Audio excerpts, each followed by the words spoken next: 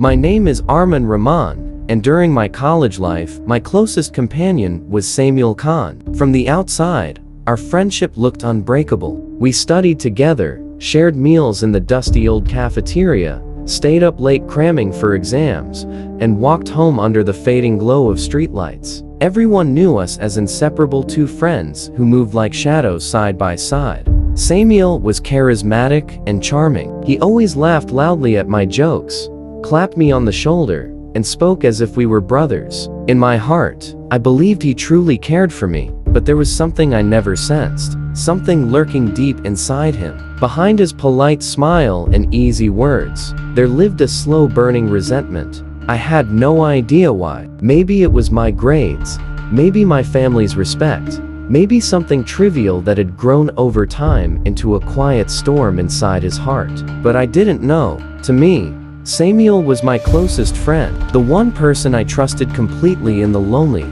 crowded world of college.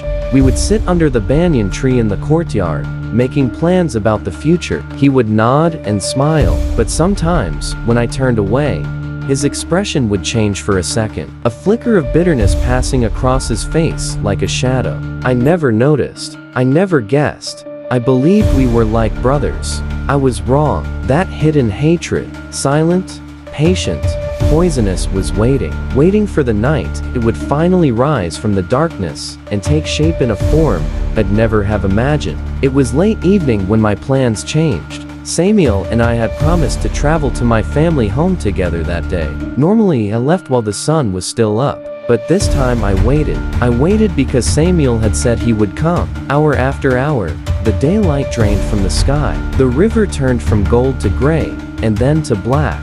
The sound of evening azan drifted from a distant mosque. Just before the last launch departed, Samiul called and, with a casual voice, told me he wasn't coming. Something inside me hesitated. The thought of traveling alone at night on the river made my chest tighten, but I couldn't stay back. My family was expecting me, so reluctantly, I boarded the ferry alone. The launch was old and heavy, its wood soaked with years of river mist. The deck smelled of rust and salt. Dim yellow bulbs swung from wires, casting weak halos of light that dissolved into the dark. Most of the passengers had already gone inside, curling up on benches to sleep. Only the steady engine thumped like a heartbeat under my feet. I went to the rear deck, the farthest, quietest part of the ferry. The air was cold, and the river below looked like endless black glass, shifting and swirling. I leaned against the railing and lit a cigarette. Smoke curled from my lips, rising into the night. That was when I noticed her. At first, she seemed like a shadow moving across the deck, a bent, elderly woman, wrapped in a torn sari, her hair loose and dripping, as if she had just climbed from the river itself. She walked slowly at first, her bare feet silent on the wooden planks. Her head was bowed, and her skin looked pale, almost gray, under the flickering light. I stared, confused. Where had she come from? The ferry was nearly empty. She stopped a few feet away, and then, without warning, she raised her face. Her eyes were hollow, dark holes that swallowed the light, and before I could react, she began to run. Her speed was unnatural. In 2 heartbeats she closed the distance between us. Her hands shot out, cold as iron, gripping my arms with the strength no old woman should possess. Before I could shout, she hurled both of us over the railing into the black water below. The river swallowed me instantly. It was freezing, thick, and endless. Her hands clutched me, dragging me downward. I kicked, twisted, tried to tear free, but she was relentless, forcing me deeper, her face inches from mine, eyes empty, mouth open as if screaming silently underwater. Above us, the ferry kept moving forward, its weak yellow lights growing smaller and smaller. No one had seen me fall. No one was coming. My lungs burned. The world blurred into black water and cold fingers. Just as my vision began to fade, a faint light appeared, a lantern swaying on a small fishing boat. Shouts echoed. Rough hands reached into the water, pulling me out. I gasped, coughing river water, collapsing onto the wooden floor of the boat. The fishermen looked at me, bewildered. They scanned the dark water, but there was no one else there. No old woman, no movement, only the river, silent and black. They asked what had happened. I told them the simplest thing I could, that I had slipped and fallen from the ferry. They nodded, though their eyes held doubt. Deep inside, I knew the truth. She had tried to drown me, and this was only the beginning. After that night on the river, I tried to tell myself it had been an accident, that the cold hands had been a trick of panic, that my mind had invented the old woman in the water. The fishermen believed my story. My family pretended to believe it too. But when I closed my eyes, she was there. At first, the dreams came quietly, like soft ripples on a dark pond. I would wake up in the middle of the night, heart pounding, convinced someone was standing at the foot of my bed. Then I began to see her clearly. The same wet hair, the same hollow eyes, her mouth twisted into a smile that didn't belong on any living face. In my dreams, she whispered to me. Her voice was like water gurgling over stones, like the river dragging a body under. "You escaped once," she hissed, "but you won't escape again." I would wake up gasping, the sheets damp with sweat, the sound of rushing water still in my ears. My family grew alarmed. They said I talked in my sleep, sometimes even screamed. During the day, I tried to carry on. I went to college. I met Samiul. He acted as if nothing had happened. He smiled, he joked, but his eyes seemed sharper now, colder. When he asked about my trip home, I told him nothing. But the old woman followed me beyond sleep. At times, in the reflection of a window or in the shimmer of a puddle after rain, I would glimpse her face staring back at me from the water. Once, while washing my hands at a basin, the water turned icy cold, and for a moment, I felt her fingers wrap around my wrist. I yanked my hand away, trembling.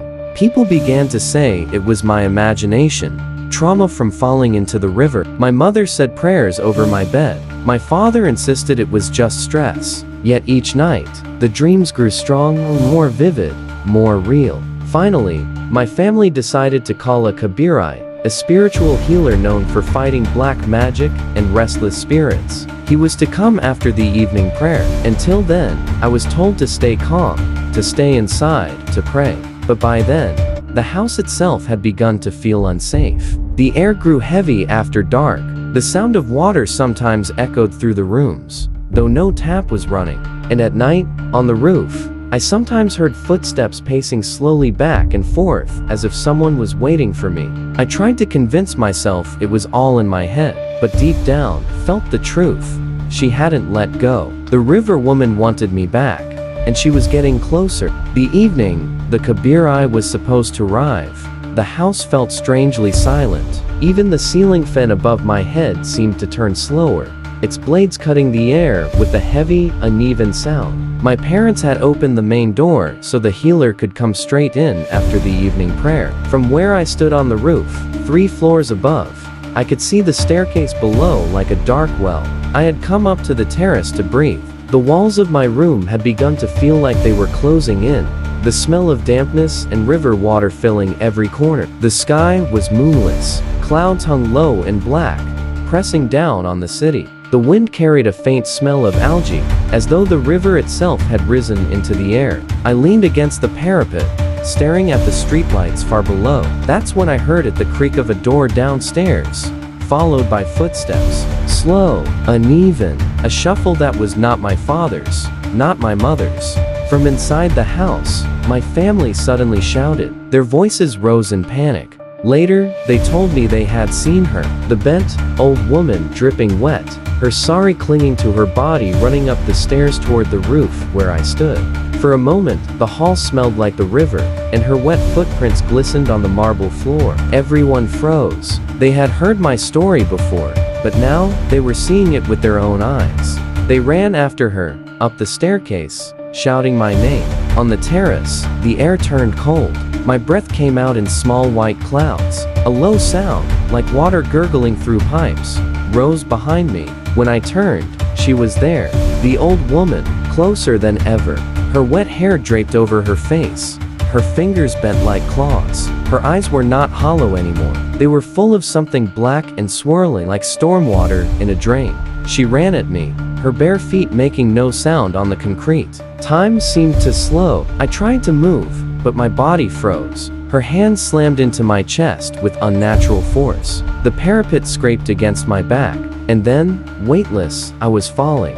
I remember the wind rushing past my ears, the terrace light spinning above me, the sky and earth swapping places. Pain exploded through my body as I hit the courtyard below. My vision blurred. I heard my mother screaming, my father's footsteps pounding. When they reached me, my leg was twisted at a terrible angle, bones broken, but the old woman was gone. There were no wet footprints, no shadow, only me, lying on the ground, trembling, soaked in a smell of river water that no one else could sense. Even with my body broken, she did not stop haunting me.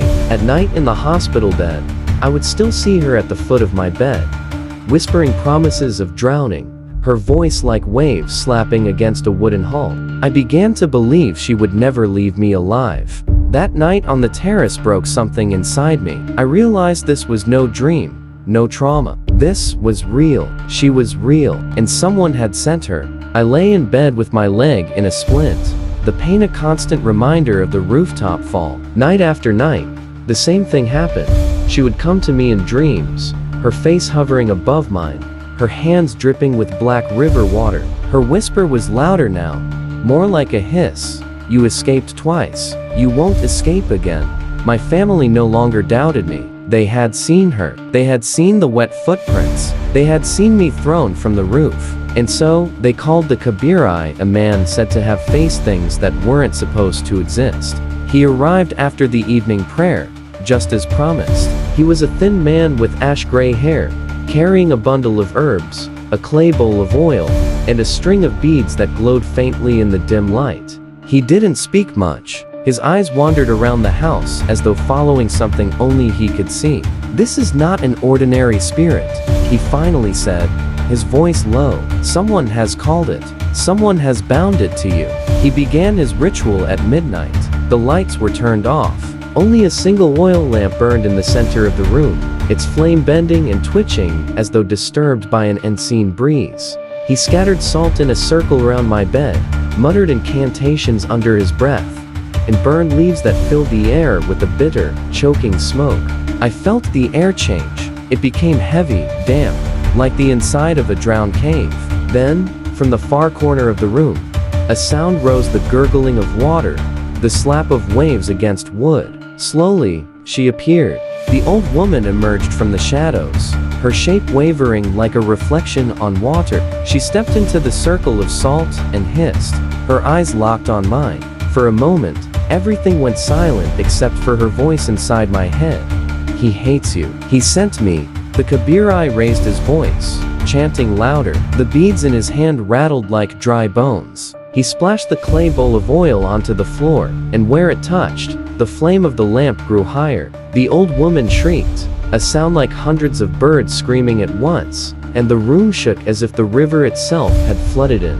Then, with one final chant, the Kabirai drove his hand toward the shadow. The old woman convulsed, her body twisting into a spiral of black water. She screamed one last time, a sound that made my blood freeze, and then she was gone. The smell of the river vanished. The room became still. The Kabirai wiped his hands and looked at me. "It is over," he said softly. "Your friend's black magic has been broken. His envy fed this spirit. Without his hatred, she has no power now."